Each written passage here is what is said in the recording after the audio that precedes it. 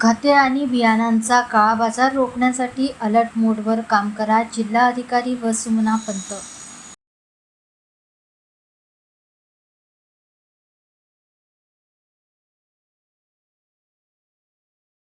शेतकऱ्याच्या दृष्टीने खरीप हंगाम हा अतिशय महत्त्वाचा असतो.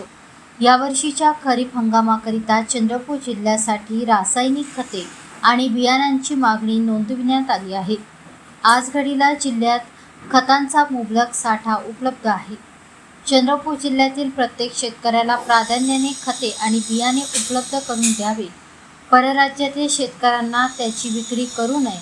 तसेच खते आणि बियाणांचा काळाबाजार रोखण्यासाठी कृषी विभागाने अलर्ट मोडवर काम करावे, अशा सूचना जिल्हाधिकारी व सुमना पंत यांनी दिल्या. जिल्हास्तरीय कृषी निविष्ठा सहनियंत्रण समितीच्या बैठकीत खते आणि बियाणांची जिल्ह्याकरिता मागणी, आवंटन आणि उपलब्धता यावर आढावा घेताना त्या बोलत होत्या. या बैठकीला जिल्हा अधीक्षक कृषी अधिकारी शंकर तोटावार, उपसंचालक चंद्रकांत ठाकरे, कृषी विकास अधिकारी वीरेंद्र राजपूत, आत्म्याचे संचालक अरुण कुसळकर, सर्व तालुका कृषी अधिकारी तसेच फर्टिलायझेशन कंपनीचे प्रतिनिधी उपस्थित होते.